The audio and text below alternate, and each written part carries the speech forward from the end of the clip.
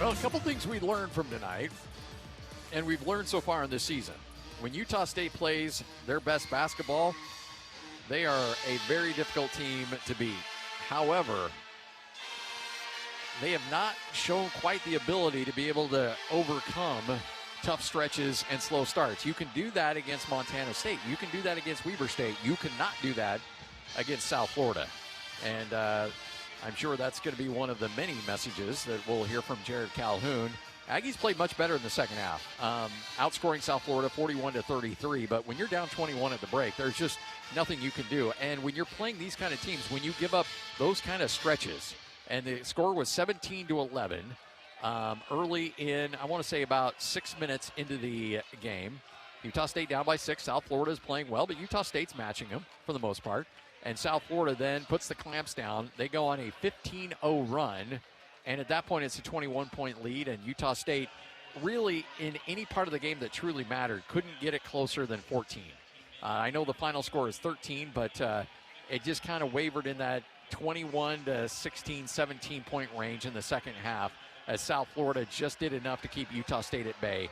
Now, there are a couple moments, a couple players that I think had some good moments in this game. Adlin Elamine came up, gave this team a nice little spark. Jordy Barnes gave this team a spark with some deflections, but too little, too late. Utah State unable to get it done. Final score, 74-61. That's your Aggie scoring summary, brought to you by your Utah pork producers, committed to farming responsibly. Visit utahporkproducers.org under We Care. Take a break, come back, continue on with your post-game show. Aggies lose this one, 74-61 on the Aggie Sports Network from Learfield. Looking for comfort and convenience in Logan? Stay at the Bomb Motel for just $79 when you mention Aggie 79. Just minutes from USU. Perfect for football games, commencements, campus events, and more. Enjoy your stay without the hassle. Your sure stay Bomb Motel offers cozy beds, free continental breakfasts, and a seasonal outdoor pool. True comfort and value. $79 rooms with Aggie 79. The Bomb Motel. Call 435-752-5220. That's 752-5220 today. At Mountain Valley Heating and Air Conditioning, now's the time to feel the love and the savings. With current tax credits and government rebates, save up to 40 and 50% on new heating and cooling systems. From residential tune-ups to commercial HVAC projects, Mountain Valley has you covered. Rebates and credits end at the end of this year. Take advantage today. Go to mtnvalleyhvac.com and start saving while you feel the love.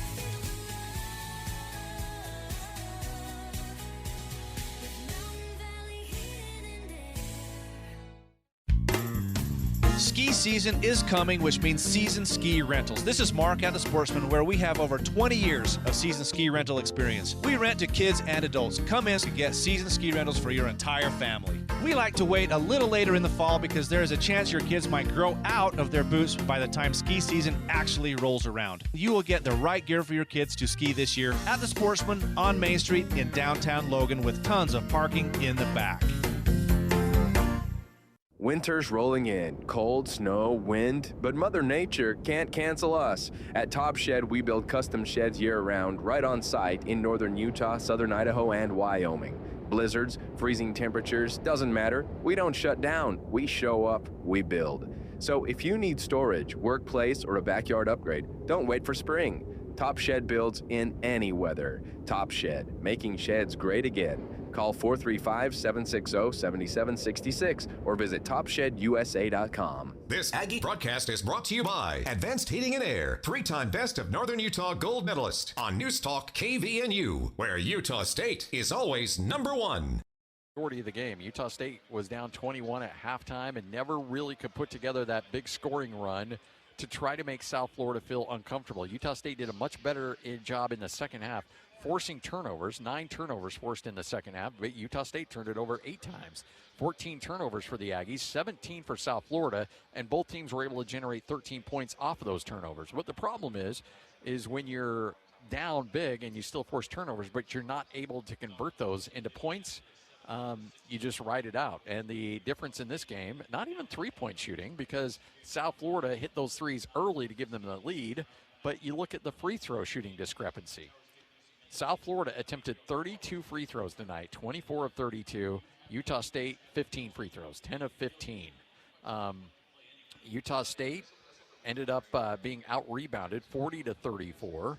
Utah State with 12 offensive rebounds, South Florida with 9. Both teams with 17 bench points. Utah State led with points in the paint, 28-26. Fast break points, advantage South Florida, but not by much, 11-6.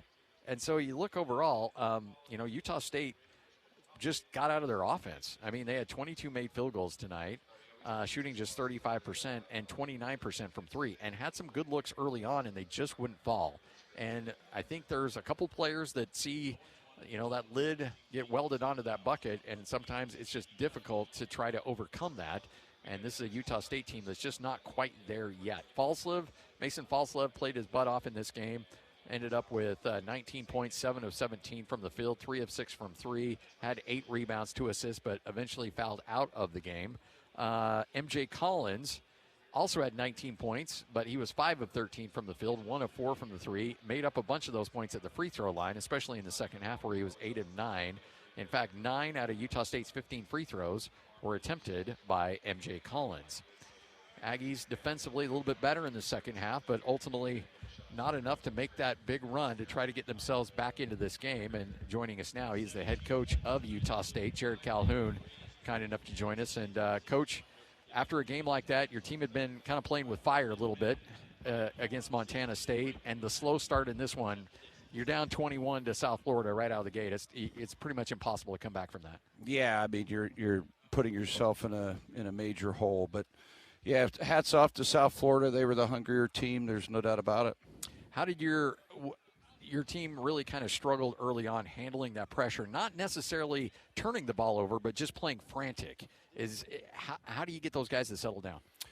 Yeah, I mean, I think we missed 9 layups in the first half. Got our shot blocked again. Fouled them, right? Continue to foul. I think they shot a bunch of free throws. So got to watch the tape. Can't let a team shoot 32 free throws. That means they're the aggressor.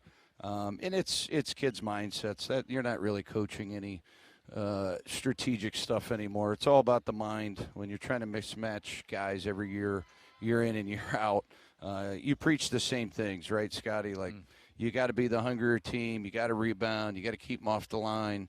You got to value the ball. We let our inconsistency shooting tonight. Couldn't make a layup or a 3. We let that affect our effort on defense, and you can't do that, especially on the road. Especially with this team, you got Pinion, who not a great three-point shooter percentage-wise, but he hoists up a bunch of them, and just the sheer volume of good looks, he's going to knock it down. Yeah, I mean, he's a good player, came with their coach, and he's got the green light. But when you don't guard the ball, you're playing in rotations, and I thought we were in rotations and on our heels instead of our toes the whole night. Things kind of settled down in the second half. You played a little bit better. Is there anything you can take away from that? Not much. I mean, I think we played with a little bit more urgency, but, it's hard to play with a lead. I mean, they were, quite honestly, kicking our ass. So, it's hard for them when they're up 25 points to keep that lead. I give Adlan Alameen credit. I thought he played really hard, but, you have to have urgency when you're playing collegiate basketball or collegiate sports, and I don't think we've had that. This team lacks humility. I've said that, and it lacks some leadership. We got to continue to try to get better as coaches and educate them on that. That's the difference between last year and this year, is the humility factor, and the preparation day-to-day is not there with this group. It's lacking. So there's moments in a season where you take a haymaker, and the big question is, how do you respond? How do you think this team responds? Yeah, we'll see. I mean, I think our front court's really lacking. I thought we looked like a team that lacked physicality. I thought our guards lacked keeping the ball in front. So our guards got to dictate the game, and they didn't do that. It's 2 games in a row. I thought, our perimeters were really, really bad, and I thought our post guys looked really soft tonight. So when you don't pay big guys $1 million, you got to do it by committee, right? You're paying guys, about not even half of that or whatever it was, but you got to do that by committee. And the 3 or 4 kids you have got to be really tough. They got to be really determined. And, I think we lacked that the last 2 games. We've played 80 minutes of basketball. It's been no fun to be a part of, no fun to coach this group. And hopefully that changes after a loss. I guess, it needed to come to that. I don't know, Scotty. I'm not a mind reader, but I know this. We're going to go back and watch the tape as a staff. We're going to correct it. and try to get better for Charlotte on Sunday, because it doesn't get any easier. It's hard to win on the road, and we didn't deserve to win tonight. You have to tip the cap to South Florida.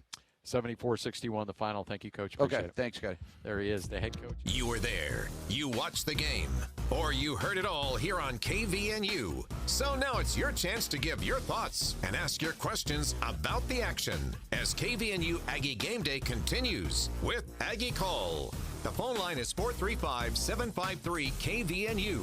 The text line is 435-554-1175. It's KVNU Aggie Call with J.D. Walker and Stockton Jukes. I don't know what to say after that, Stockton. Welcome to Aggie Call at 7:16 here in Cache Valley. The A is blue, but it has nothing to do with anything that Mr. Naismith put together back in the day.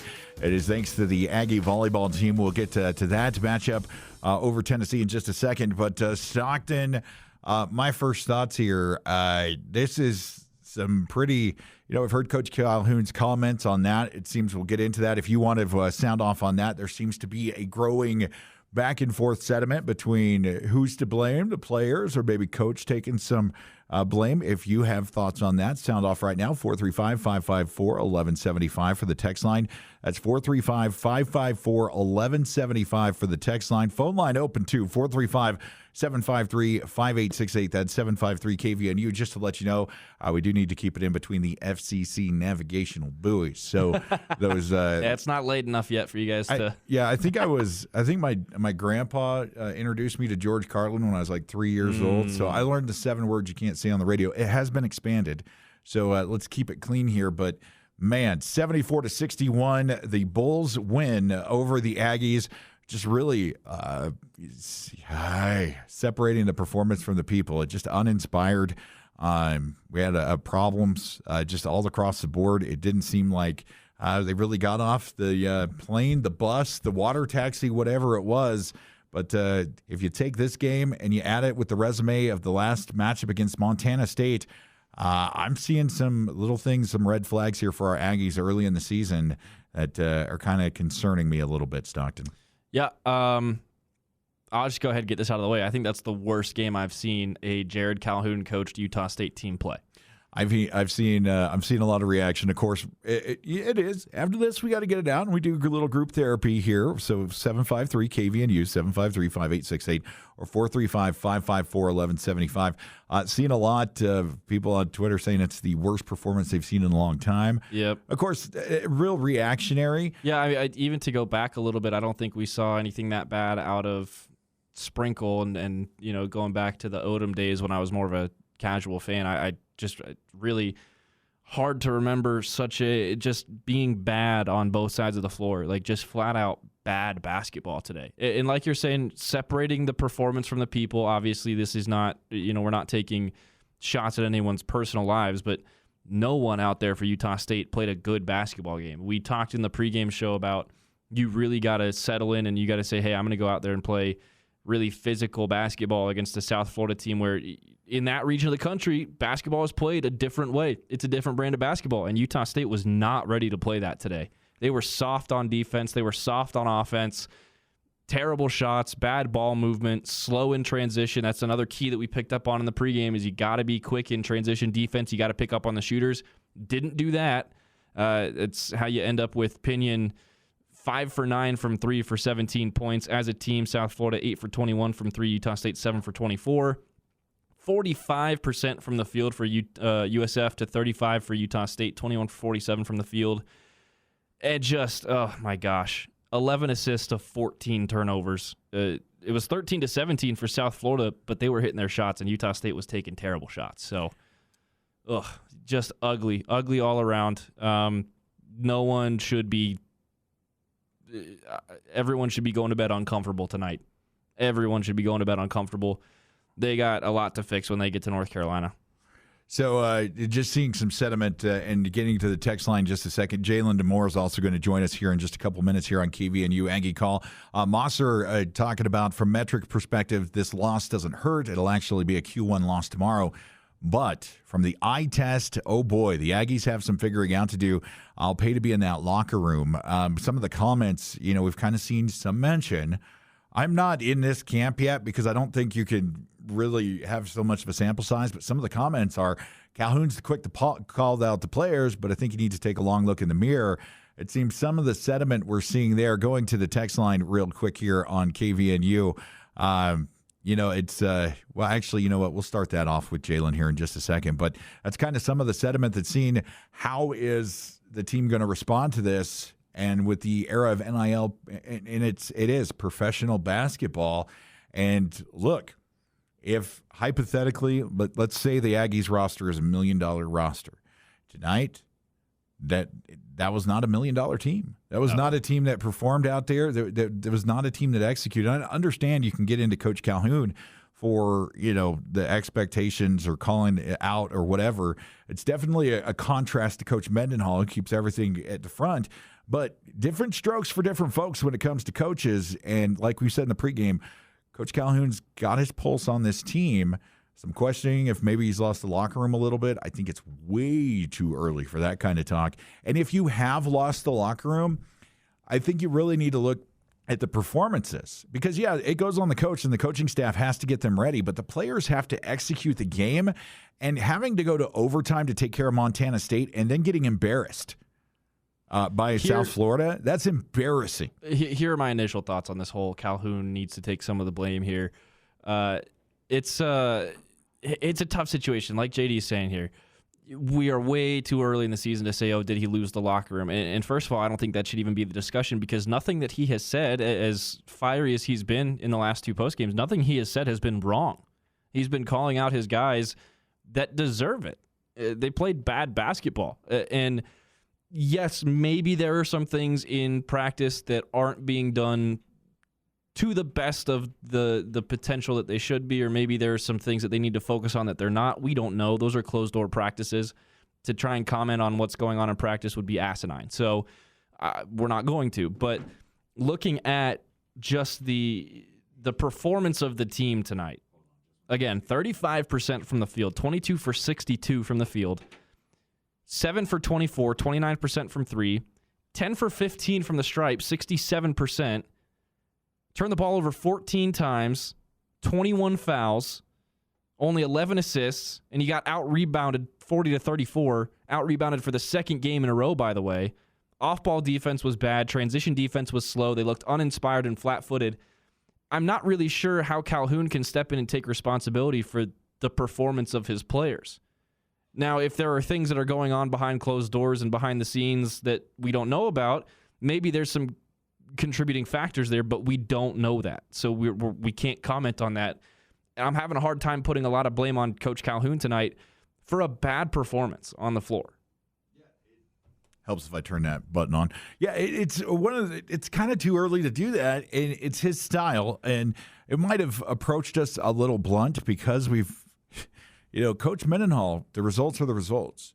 I mean, it's not double talk, it's who he is. But I can see that Coach Mendenhall puts boundaries up for certain things, and he likes to keep things in-house and handle it. That's the way he likes to do it. He's paid to handle it that way. So is Coach Calhoun is paid to do it this way. And I think somebody that's going to offer a little bit of a perspective here, Jalen Moore joining us here on Aggie Call. Jalen, imagine the dumpster fire we saw tonight in South Florida. Seeing a lot of kind of response right now that maybe Coach Calhoun needs to take a little bit more responsibility and stop, calling out the players.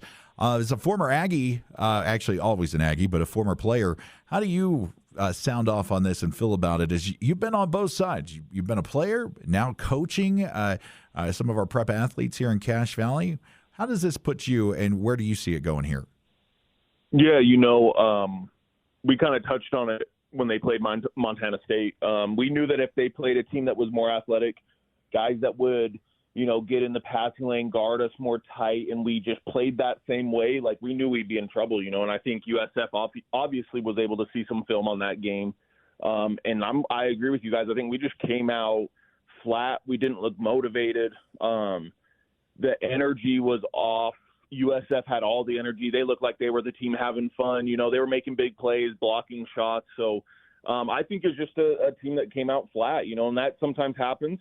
But the thing about it, I kind of said it after the Montana State game, that we had to come, and make a name for ourselves and beat USF and beat Charlotte because of that performance against Montana State. And so now this is going to hurt us a little bit more. And there's going to be some big games that we have to capitalize on. And we have to figure it out, as a team, as players, as whoever they have as the leaders of their team. They're going to be the guys that have to come together, and they definitely have to figure it out. We're talking to Jalen Moore here on KVNU Aggie Call. Jalen, we're going to jump into the text line a little bit and have you help out with some of these. Coming in first, 9315. Can someone please explain what Drake did in this game? He looks like he's playing scared with adults. The first half of the game was like, what? We can't play this badly. Wait, we just played worse. What was that?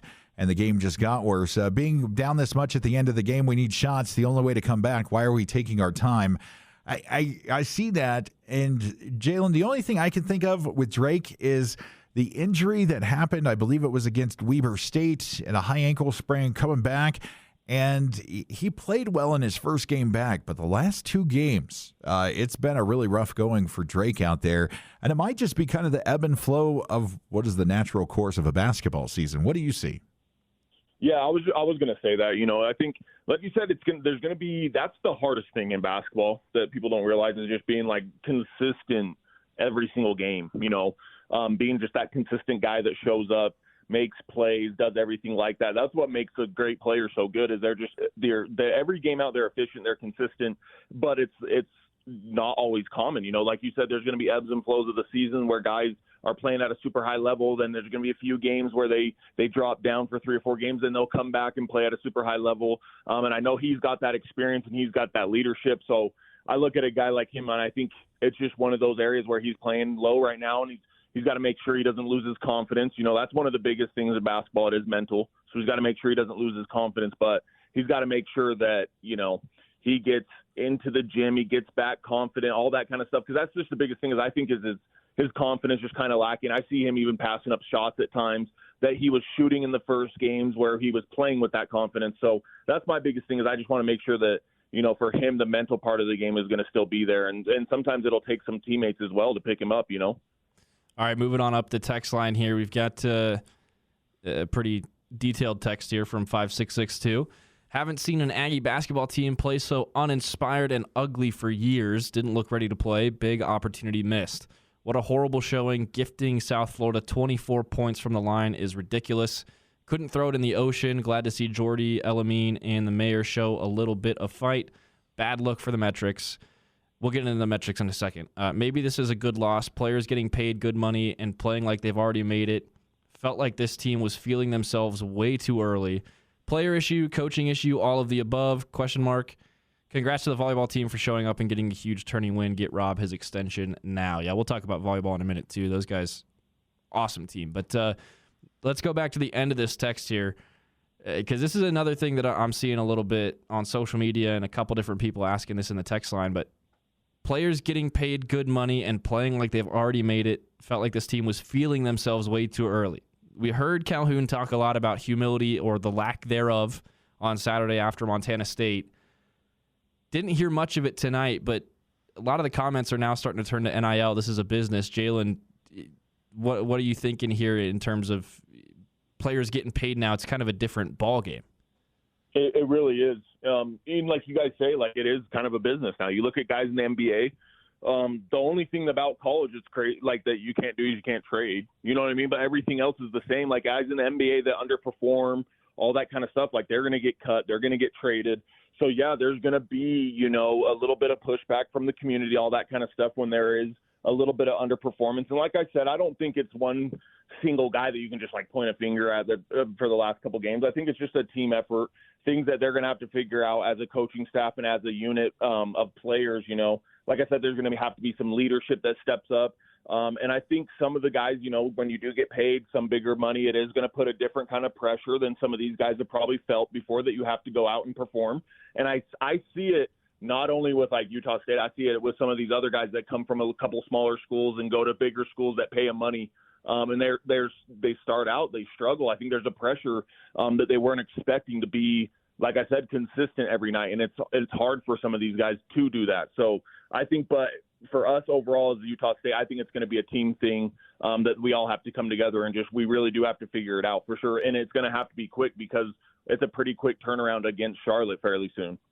Talking to Jalen Moore here on KVNU Aggie Game Day, and Jalen, that's where it's been for me. I'm not willing to go in on the NIL just yet and all that, like to say, hey, you gotta make this, but you are being front loaded. You are paying, from what I understand, you are a set amount. Whether the Aggies win another game or don't lose another game, you're getting paid a set amount. And one of the things, when you fundraise with the community and you ask people to part with their hard-earned money for something, you want to know that you're investing in something with accountability. To me, as somebody who's outside in the community and looking at this, when I hear Coach Calhoun saying, yeah, players are making money, they need to be accountable, they need to work hard, that is the overall message that I'm hearing him calling out, because if Coach has got to be out there, because it's got to be really awkward for him because he got to fundraise now. Coaches in college sports now have to be fundraising and cheerleaders also. And so he's out there, and if he's telling everybody, hey, we're putting this team together, they're going to work hard, and then they play like they have the last two games, it's really hard for a coach to have to deal with, because you're promising something to the community, and the guys aren't, laying it out. Coach has said several times, and if you kind of connect things to the exhibition games last season, the University of Oregon Ducks smoked the Aggies in an exhibition game last year, and heard that kind of woke the team up and got them to realize that, hey, they're good, but if you want to be great, you have to really put the work in. Heard some kind of things on and off the record a little bit that said they were waiting for that moment to happen, and this kind of an embarrassing way to see that playing out. So I think we're seeing we're seeing this in college, where it's the transfer portal and everything's all wild. We're kind of seeing how this is going to settle now with the investment, with hardworking people, because there's big donors out there that do stuff. But for an ag school like Utah State, it's really going to be the whole community supporting the Blue Wave Collective and player retention and things like that. So for me, I breathe a sigh of relief when I have a coach that understands the value of a dollar to put that investment in. And when he says his guys aren't putting in the effort in practice, or they've had bad practices, he's calling them out. Because if you're going to be a student athlete and you're going to get the education, I understand that. But if now you're going to get possibility of hundreds of thousands of dollars on top of that, you have to take it like a job and you have to perform. Or next season, when you're going and saying, hey, where's my starting spot, or where's my NIL, it's going to be like, sorry, that kind of door is closed. Moving up next on the text line from 4151, talking to Jalen Moore here on KVNU Aggie Call from 4151. I wonder if it's time to shake up the starting line about Clark and Barnes. Tucker and Drake not getting it done as starters, and maybe starting someone else will provide motivation. The rough start was the key to this loss. Jalen, I'll ask you. I'm going to give you mine. Gary Clark, we could talk about. Jordy, I don't think if you're to line it up, Drake's maturity and talent, I don't think that's the spark you need there. But what are your thoughts on maybe switching some things out? We did hear Coach Calhoun talk about Tuck last time, and 2 points was unacceptable. And I don't know if he had more than two, but I checked a little bit ago, and he only had two. What are your thoughts on maybe changing up the starting lineup? Yeah, I definitely think the coaching staff's going to make some changes, whether that's being with the starting lineup, maybe some defensive things. Like you guys kind of said at the end of the game, I did like the pressure, and I liked the length and stuff that the guys were playing with towards the end of the game. I liked the energy that Elamine and Jordy did bring. Those are two guys that I thought played hard in the minutes that they were provided and given this game. I think that's what tells a player that's hungry, wants to play, wants to improve. I wouldn't be surprised you see those guys' minutes increase a little bit. I wouldn't be surprised if they shake up the starting lineup and stuff like that. So Gary Clark maybe slides in there. But like you said, I don't think I see a guy like Jordy starting, but I could maybe see him getting a few more minutes off the bench, seeing a guy like Elamine get some more minutes, and maybe some switch up in defense. I thought when we kind of pressured them a little bit, we made them panic. But, obviously being down 18, 20 points, it was just a little bit too late. So maybe we see something new with some pressure, that kind of stuff early in a game against Charlotte, maybe try to get a faster start for us and that kind of stuff. KVNU Aggie Call here on KVNU 102.1 FM, 610 AM, and to KVNU, to Aggie fans around the world at KVNUtalk.com. And thanks to Utah State Dreamer for letting us know that Ken Palm drop, not that bad. Yeah, that's one of the metrics we were about to get to. Is they dropped down to 41, I believe. 43. Just had it pulled up. 43. That's right. A couple spots behind VCU now. So they dropped 9 spots. Not as bad as the drop after Montana State. And again, what's going to help is this is going to turn into a Q1 loss in a couple hours, and Utah State is still in that top 50 conversation. What's really becoming an issue is their offensive rating dropped about 26 spots after that loss. So they've really dropped in their offensive output. Obviously, you score 61 points in a game on 35% shooting. It's not going to be a good output, but really the offense today was the issue, and kind of like Jalen was saying, they didn't play that bad for the last 10 minutes of the game. They had the good length. They were showing the pressure, but it's the first couple of minutes of that game, the first 10 minutes of the game that killed them. I mean, Utah State. It was the first. There's at one point, I was so frustrated with it. I went over sit in the 106.9 studio for a while. I went and hung out with Eric on the Full Court Press, and we talked college football and stuff, because at one point, we had 15 minutes to play, and the Aggies had only scored 11 points. It's just they had 11 points on the board for about 6 minutes in the first half. Oh. It was brutal. When you look at the first half versus second half stats, 24% from the field, 14% from three. But then you go to the second half, 48% from the field, 50% from three. So the shooting came back in the second half. Unfortunately, you go into that half down, 21? It's a tough hill to climb. That at San Diego State game we had last year, that's a once-in-a-blue-moon type of comeback. So it's a brutal one. You can't start that bad. The offense has really got to start figuring it out, because for Utah State, like we've been saying for weeks, it's a team built from the outside in. If the threes aren't going to fall, it's going to be an ugly game for Utah State. They've got to find a consistent shooter, because the guys that have been their go-to scorers didn't show up tonight and haven't shown up for a couple games.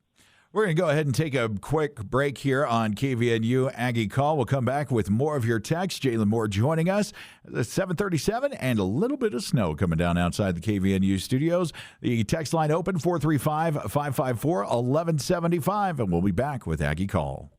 Utah winters come fast. Is your car ready?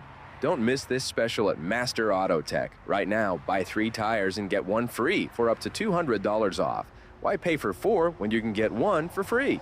With 22 locations, including Logan, Brigham City, and Ogden, it's easy to get rolling. Don't wait. This special offer ends December 31st.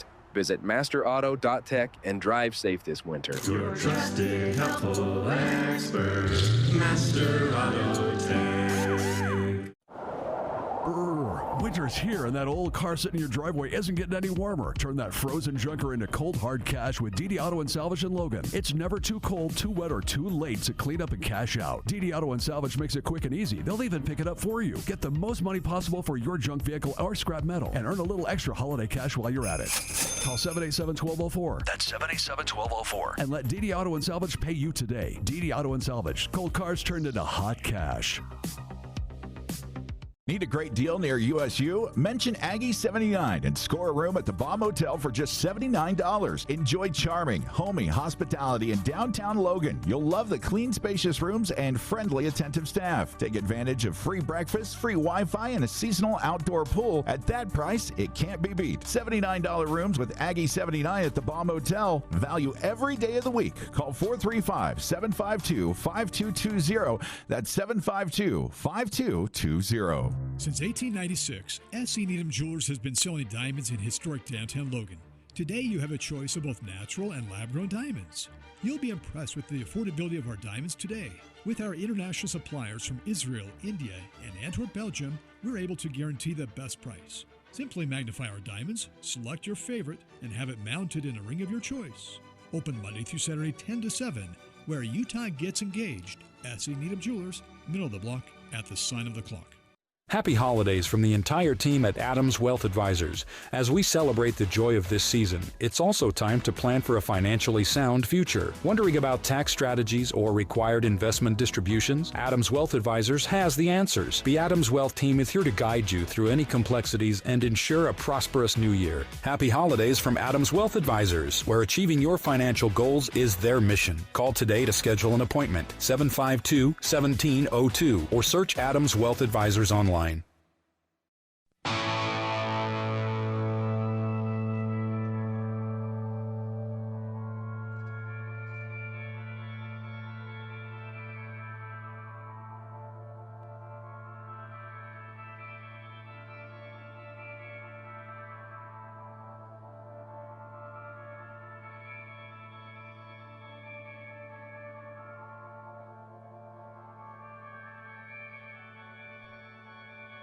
More analysis of today's game. It's KVNU Aggie Call with J.D. Walker and Stockton Jukes. 435-554-1175. That's 435-554-1175 to get you to the text line. The sound off of the Aggies picking up their first loss of the season to the USF Bulls down there in South Florida. And Stockton Jukes, J.D. Walker, and Jalen Moore with you here on Aggie Call. Up next on the text line, we got 6001. Wish they could win them all, but they didn't have it tonight. Gave some vibes from the blowouts, ends of last season. I got a little bit of that, but we're still really, really early in the season. Coming up next, a quick one from 5338. Aggies imitated a roll of film tonight because they got exposed. Yeah, that's a kind of a nice little quip there. 6543.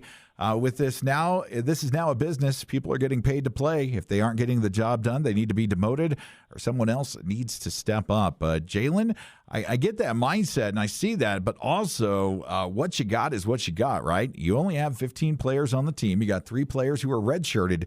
You got to kind of roll the dice with the 12 guys that you're working in the rotation, but kind of has a point that might get some new minutes of people in the rotation for the Aggies. Your thoughts? Yeah, I definitely think, like we said, I think we could see a switch up in maybe some minutes played by some certain players. I think obviously after the last 2 games, they're going to make some changes. But yeah, I think maybe it's to the starting lineup. Maybe it's just more guys off the bench getting more playing time. But yeah, like you said, you got the 12 guys. You got to go with them. It's one loss. You know what I mean? Like we still beat Montana State. It's one loss. I think what it comes down to, just to kind of feed off of what you guys have said when you're paying players and everything, like obviously very unrealistic to be like, hey, the team's going to go out there and not lose a game. You know what I mean? Like They're human. They're going to make mistakes. They're going to lose a game eventually. I think what it comes down to is just the energy, the effort, the intensity that they play with. I think that's just the biggest thing that people want to see. And so I think Calhoun's going to go out there and the coaching staff are going to find the guys that are going to do that. And I think if our team does do that to the best of their abilities, we are going to win the majority of games. There will be some games that you can't win and don't win, but I think that's just what the community and most people want to see is just the energy and effort every night out that they either practice, like you said, or either are playing in games. I think that's just what most people are going to want to see. Talking to Jalen Moore here on KVNU Aggie Call, 435-554-1175 from 8968. Hat tip. From earlier in the show, JD, you think I feel old? My oldest daughter in Central Point is now legally able to park in senior citizens parking. Hat tip to the person who knows who the Crater Comets are there in Central Point, my old stomping grounds. In 1969, the year the Aggies did so well as an independent, won a couple of games in the NCAA tournament. They were very good, averaging over 100 points per game, went to Seattle and got smacked by over 30 points. The season did come out to a good in the end. So let's hope. Yeah, there's no real – we don't have to push the panic button yet, right, Stockton? No, and going back to what 6001 said, wish they could win them all, but gave some vibes of the blowouts at the end of last season. I'm kind of hoping that this turns into their flat tire that they experienced from, the last week of January pretty much all the way through February last year. The team kind of really fell apart, especially down low, just didn't have the physicality to compete last year. That's been the biggest issue in the last 2 games, especially watching that game today. Just down low, had absolutely no momentum, got bossed around on the block on both sides of the floor. That's something that they really need to attack and figure out how to address in the next little bit, because Mountain West, you got guys like San Diego State, they're going to challenge you down there. You got Wyoming is going to challenge you down there. Colorado State's going to challenge you down there. So you've got to find a way to be more physical and respond well to a physical game. They didn't respond well to a physical game. But looking at what happened at the end of last year, I'm kind of hoping that this is their slump, right? And that they can figure out what's wrong now and finish the year strong instead of starting the year strong like they did last year and then kind of slumping towards the end of the year, which led to, kind of a discombobulation in the Mountain West tournament. So looking forward, I'm hoping that they're able to play a more physical brand of basketball starting on Sunday. I think Sunday at noon, you're going to Charlotte.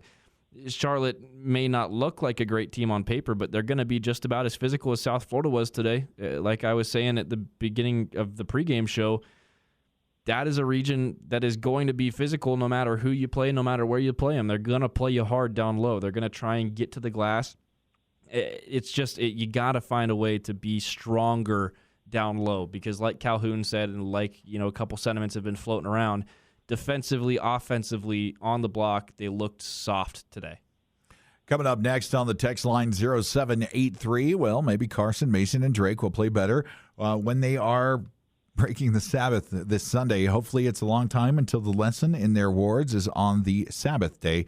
I don't think they really have control of when the schedule's made out. They just kind of are student athletes at a university. I know BYU doesn't play on Sundays, but that is not the Utah State athletics thing. So you can't really hold them to that, all in that. I mean, that's a discussion, I guess, for another day and time. We're not a church-run institution. Yeah, so Sorry. I mean, it's just they're going to do what they have to do. 1107 texting in. Good to see you texting. It's been a little bit since we've heard from you.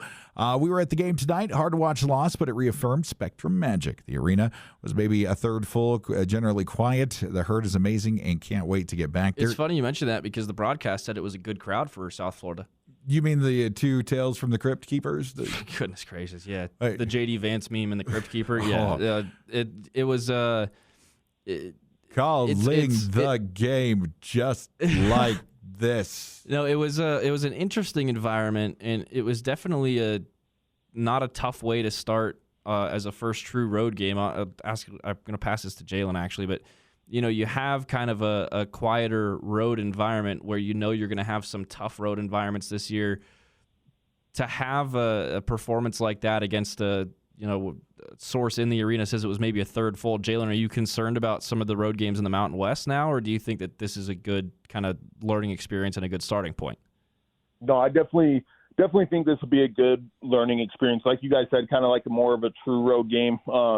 Even though most of the Mountain West games are close, they're actually on the, they're down in Florida. They're on the East Coast. It's like a true road game where they maybe not even getting as many Aggie fans that travel with them.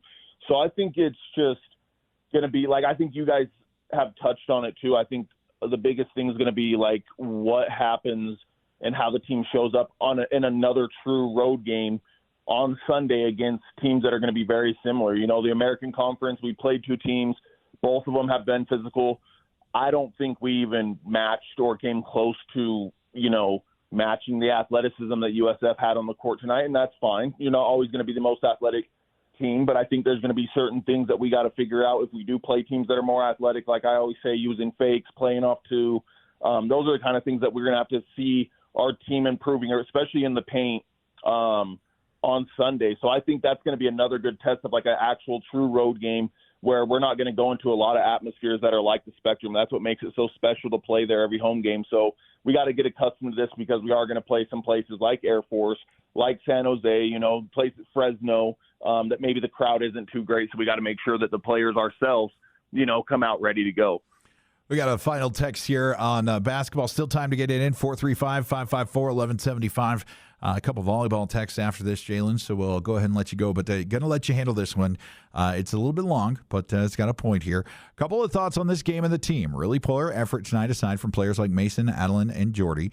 Just can't let this game beat you twice. We really need to win the Charlotte on Sunday. I think we can all agree on that. Here's the second part, Jalen, that I'd like you to expound on. I do find Coach Calhoun's press conferences the last few games a little bit concerning. He is constantly calling out players and how they're not practicing well and they're not a fun team to coach. At the end of the day, he is a head coach making $2 million a year, and it's his responsibility to get the team to play better, and consistently calling them out in public, I don't think, is the answer. Once in a while, it's fine, but I've gotten to, it's been to almost every single game now. Still think this team has a lot of potential, but a really big game on Sunday that we need to win. Thoughts on that texter's perspective on Coach Calhoun's post-game pressers?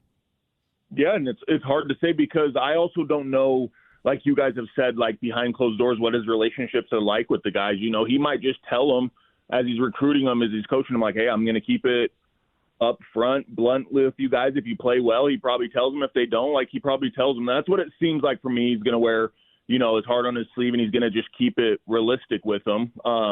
Like I said, I can't really voice on if I would do that or not. Like, it's just everybody, like I said, has different personality, different coaching styles, but maybe that's exactly what he tells the players, and maybe he knows that if he tells the public and all that kind of stuff, if they're not playing hard or anything like that, that's how he's going to get motivated and get his players motivated and get himself motivated. So I think it's kind of like a motivation tactic. Like we said, the people of the community might not always like it, but he might know that it works for his players. And like I kind of touched on too, and I think he's very similar, and you also mentioned it, you know, he knows that the community gives their hard-earned money to help the program. And like I said, I think a lot of it just comes down to energy and effort. And if the guys aren't giving him that and aren't giving the community that, I think that's what, you know, makes him the most upset, just because he knows how much of a community, you know, Utah State is and how much people have given to the basketball program, especially to be good. So I think that's just what it comes down to. But like I said, I don't know how he has expressed it behind closed doors. Maybe he honestly straight up just tells the guys that, hey, I'm going to just be blunt with you guys and with the press as well. And a counterpoint to add to that, too, because like the texter mentioned, Calhoun's making $2 million a year. These guys aren't playing for free. Like the point has been made a couple times, some of these players are getting a bag to go out there and play basketball. So the expectation has risen a little bit from just, you know, you're on scholarship to get an education. But just to kind of look at it holistically, we do have one more text to get to here in a second that came in on a basketball topic. But from a holistic point of view, it really feels like Calhoun hasn't been that mean to his guys. It was the Weber State game. He had some comments about a couple specific guys. The Montana State game, he was very unhappy. And then tonight, obviously unhappy. But when you look at those three performances, those three of the worst games that Utah State has played this season. Am I wrong there or no? No, I agree with that too. So I can definitely agree. Yeah, so I think it's a mix of, you know, Calhoun knows what his guys are capable of. We saw it last year. He's seen it in the offseason. He's seen it, you know, countless times in the gym behind closed doors. And like you've mentioned, like I've mentioned, like Jalen's mentioned, Calhoun knows the guys and knows his roster better than any of us that are commenting on the game tonight or on the basketball season as a whole. Jalen probably has a better inside view into how that side of the world works and how things go behind the closed doors. But even Jalen is not currently on the roster, so we just don't know what a lot of these variables are in practice and all this stuff. Another text just came in actually about this. 0891 says, I love the fact that Calhoun calls out the players. They're, quote, professionals. They see his remarks. They need to know how it is. Remove the fluff. Calhoun is coaching great. There isn't hustle. It's not the coach. I think all of this talk, Jalen, I think we just need to kind of go and see how they respond on Sunday and see how the energy of the team responds on Sunday, because I think we'll know a little bit more if they come out as flat as they did today, and Calhoun, you know, was as verbal in the postgame today. If they come out flat again, then maybe we need to have some discussions about his response after the games and maybe some locker room dynamic. But I think for now, it's hard to say that Calhoun's been out of line. I think one thing is that the players can respond by the way they play, their performance on the court, their drive, their hustle, and everything else. This is how Coach Calhoun, you know, runs his team. And yeah, he's paid $2 million, but in the grand scheme of things, that's pretty cheap for a very successful college coach. And they're expecting results up there on Old Main. It's not to be middle of the pack, and that's it. You got to win. You got to perform. 9315 with a text sliding in here as Sunday, a must-win game. I don't think Not your yet. your 9th game of the season is a must-win. Not yet, but because of the state of the Mountain West and because we're really only expecting one bid out of that league at the moment, your realistic chance at at-large would slip away if you lose on Sunday.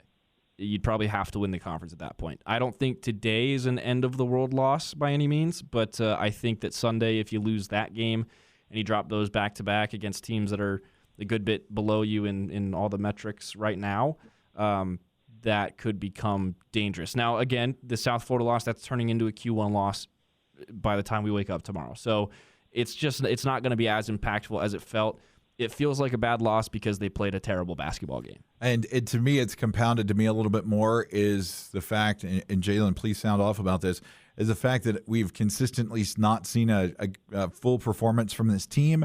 And I take the Montana State game as a very, very ugly win. And so the last 2 games from this Aggies team, there have been a lot of press clippings and a lot of people talking about tournaments and at-large bids and everything like that. That's not a given. That's not anything right now. This team, if this team plays like this in conference play in the thick of it or in the Mountain West Conference, you're going to have a real struggle. This team's got to find its point right now. And I think because of the loss, and it was an ugly loss, being down by 21 points in the first half, that's going to fire people up. Well, not scoring for 6 minutes, it's hard to do that. You can't do that. And Calhoun can take as much accountability as you want. But there are limits on practice. There are all these rules that you have to follow. This is not like the old days that run steps until you puke and everything like that. They have time limits and everything they have to deal with. So he's only allowed to do so much. And his backside's over the fire too, because a large investment has been made in Utah State men's hoops, and he's got to perform with his staff. So he's doing everything possible. And we're only 8 games into the season for me to make a judgment on if this is the proper way to address someone. And he's been a successful college coach for a long time, Jalen. So this is not new for Coach Calhoun and who he is. Maybe it's new for us because he's seeing something that's frustrating him about the performance of this Aggie team. And I really feel like he believes they can be more. Yeah, that's what I think too. He just knows what the guys are capable of. And I just, like you said too, I think it's just new for us, new for the community, and it's just different times in college sports.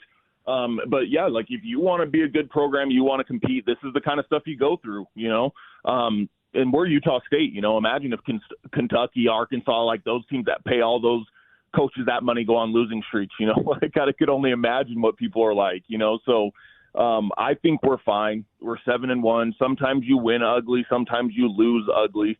And tonight, we lost ugly, and that's what makes basketball so great is like, what are they going to do on Sunday to not be that same way? Like what adjustments are they going to make? What team are we going to make? And I think they're going to answer a lot of questions for us they're going to answer a lot of questions for themselves as a team, for the coaching staff, for us as fans too. They're going to answer some of these questions that we've been asking each other all night. So I can't wait for Sunday. I think the team's going to come back and perform. Is it a must win? Not like you guys said, not 9 games in, but they're 4-5. So it's a team that we should go beat. And because like you guys said, the Mountain West isn't as strong this year. There's going to be games where you can't lose in the Mountain West. And so I think a team like Charlotte on the road could be a good turning point for us, get back our momentum, get back our swag that we were kind of playing with, and then come back home, and finish off a strong season. So I don't think it's like you said, the time to panic. I think Calhoun's doing a great job. He is a winning coach, and that's what happens when you win, you get paid. And I think it's deserved. I think it's right that he is, so I think it's fine. 7-1. We're not, 1-7. So a lot of things that's early in the season, a lot of things that can still happen. And I think so far from what I've seen from the team and Calhoun since he's been up here at Utah State, they make the right adjustments, and honestly, the team responds well. So I think that's what we're going to see on Sunday, and I hope that's what we see as well. I like that. Sometimes you win ugly, sometimes you lose ugly, and sometimes when I just look in the mirror, I am ugly. Yeah, Stockton? One more quick question for you, Jalen, before we let you go. Yep. Feels like having kind of an ugly loss like this in early December is almost kind of like 8-5-6-6 said earlier. It's almost favorable to going undefeated because you know you've been tested, you know you've had some sort of resilience that you've had to work through, and it's early enough in the season that you can rebound, but you're going into undefeated late February. There's so much pressure from there. Just from a player perspective, do you think you'd rather have kind of a bad loss like this and move on from it and still have plenty of time to rebound, or would you rather be 33-0 in late February? Yeah, I mean, I think it's fine. I think it's a loss we're gonna learn from because it's been back-to-back games where we kind of played similar. USF was just way more athletic, way more physical than Montana State, or else if Montana State had guys like that, they probably would have beat us as well. So I think it's going to be like a turning point of where these guys realize, like, hey, this is going to be the type of competition we play the rest of the year. This is what we're going to see in the Mountain West.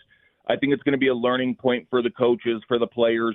And I honestly think they're going to grow and get better from this just because, like I said, I think the responses from the coaches, from the players have all been positive so far from what we've seen since Calhoun's been here. So I don't think it's going to be something where, hey, this is going to ruin the whole season. I think it's going to be a situation where we learn from it and we get better, and I hope that's what we do. And I think we'll see the improvements on Sunday. I truly do. Mr. Jalen Moore, tell us how we can get a hold of you outside of Aggie Call here on KVNU. Yeah, so the best way would be our website. That's nextlevel435.com. That'll kind of have everything that we do on there from our training, travel teams, our AAU teams. It's got contact information. So if you need any of the information on that, that's nextlevel435.com, or you can email me at nextlevelbasketball435@gmail.com, and that's another great way to get in touch with me. And Jalen, we'll talk to you on Sunday as the Aggies getting ready to take on Charlotte. You guys have a good weekend, all right? Yep, sounds good. I appreciate you guys. All right. Jalen Moore joins us on Aggie Call and Aggie Game Day for all Aggie Hoops action. And I love the fact that he can put it in perspective, and we really appreciate Jalen. What you got? I have some interesting national basketball news. National basketball news? From the association. Okay. LeBron James' streak of 1,297 games scoring at least 10 points is over. Good. He ended the night with 8 points. Yeah, I am a lifelong Showtime Lakers fan. I was born in Pasadena, California. I have a picture somewhere of me and my mom on the side of the court with Kareem standing in the next stratosphere above me. But I'm not a big LeBron fan and all that. But, yeah, that streak was pretty impressive, getting out there and doing stuff. All right, JD, we've got some important stuff to talk about. All right, so it is 8:02 here on KVNU. You're listening to Aggie Call on KVNU, 102.1 FM, 610 AM. And if Logan or Aggie fans around the world at KVNUtalk.com, that's KVNU Logan. Now that the legal ID is taken care of, can we take? I love when I drive in on a Friday morning and I look to my left coming down 6th West, and I see on top of that Old Main, that nice glowing blue A. You can look to your right on the way home and see it tonight, brother, because tell Utah me State about it. has won their first NCAA volleyball tournament game in 24 years with a 5-set win over the Tennessee Volunteers. Big win for Rob Nielsen's program. They still have not lost a game since September 18th of this year. Let's go over some of the numbers for the ladies.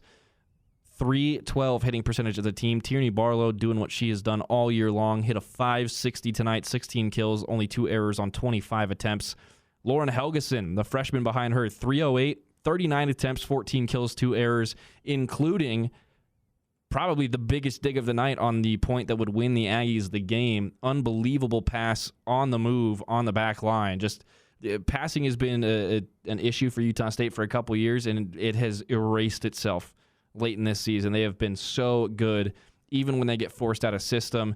Kaylee Kofe, again, just playing out of her mind, 57 assists, 8 digs for her, ended up with 5 points, 3 kills, 11 attempts on a couple of those sneaky dump sets, and they held Tennessee to a 2-2-8 as a team. A really good Tennessee Volunteer volleyball team just dominated the first and second sets. Got a little scary in the third and fourth, but pulled it together and won it somewhat comfortably in the fifth, 15-11. So really excited for those guys. Our resident volleyball fan here on KVNU Game Day, 6521, wants everyone to know that the Lady Aggies will play tomorrow at 6 p.m. The winner of the number 2 seed Arizona State and Coppin State. I have that game up currently. And Arizona State won the first set handily, 25-11. So, yeah, Arizona's the number 2 seed, I believe, there. So yeah, Arizona State's the 2 seed in this quadrant of the bracket. They're the host team for the opening 2 rounds. So that's going to be a tough one for Utah State. It's more than likely going to be Arizona State. You know what? Don't talk that negativity to me. It's snowing outside for you. They haven't lost a game since September 18th. I'm not sure why they would start now. I've almost completely forgot what losing a volleyball game is like. So it's awesome. But yeah, like JD mentioned as well, the snow is falling at the Beeve. I'm turning into a mini meteorologist waiting on that opening day announcement. I'm thinking maybe in a week, but we'll see. Yeah, it's going to be definitely a snowy night out there. Last one on the text line before we wrap things up here on KVNU Aggie Call. We've got 8968, my Oregon connection there, saying, I'll take a bad loss now. Okay, let's play good in the tournament. I agree. Like, if we get this worked out, we get, the recipe, because I think we have all the ingredients, Stockton, of a very successful, a very special Aggies team. I'm grateful that this is happening now than instead of around Valentine's Day. But we still have to turn the ship around. The ship's still facing backwards. I'm trying to be positive as we drive out of here. I'm trying to see if Santa will let me back on his sleigh, because it was really rough, and the Aggies have to respond, whether it's Coach Calhoun and the coaching staff or whether it's the players. I would say yes. Both have to respond. They have to show. You can't just come back and have the spectrum magic here. You got to be able to do it out on the road, and it's a tall test against Charlotte. And, of course, the blueprint out on how to frustrate the Aggies offense, and you'll see what the coaching staff can do. Of course, they're all on the road. They're not going to come back. So they're all together, and they're going to have to work through this as a team. And they're not playing at home until they start conference play on the 20th against Colorado State. Because when they come back, they're at the Delta Center on the 13th against Illinois State, and then they have a week off. So it'll be a couple weeks before they get that home cooking, but plenty of time to get things in the ship straightened. Sunday may not be a must-win game, but it's a very important game in the course of the season. When you look forward over the next couple months, Charlotte is probably the easiest game you have left on your schedule. By far. And 9901.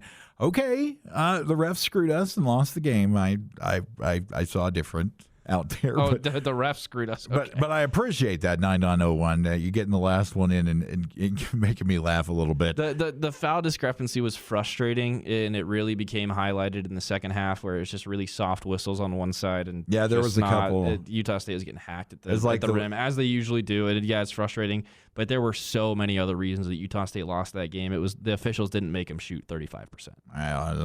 That's the story of the game. Well, that's going to wrap it up for us here on Aggie Call. And for Stockton Jukes, I'm J.D. Walker. Be careful out there. Expecting some snow tonight, so going to be a little bit of a slick start to your Friday morning, too. But I'll see you at the Beeve soon enough. Yeah, the A is blue, thanks to Coach Rob and the volleyball team. The next time we talk to you here on KVNU Aggie Game Day will be Sunday, 11 o'clock. 11 a.m. noon, tip-off, 2 p.m. Eastern time. So we'll be rocking and rolling till then. Have a great Thursday. And if I don't see you tomorrow on the Valley's Morning News, we'll see you back here on Sunday for another KVNU Aggie Game Day. For Stockton Jukes, I'm J.D. Walker. Have a great night, Cache Valley. We'll see you next time. Gotta know if your sweet love is gonna save me. We may lose and we may win, but we will never be here again. So open up, I'm climbing in. So take it easy. This Utah State broadcast has been a presentation of News Talk KVNU and the Cache Valley Media Group, the heritage home for the Aggies.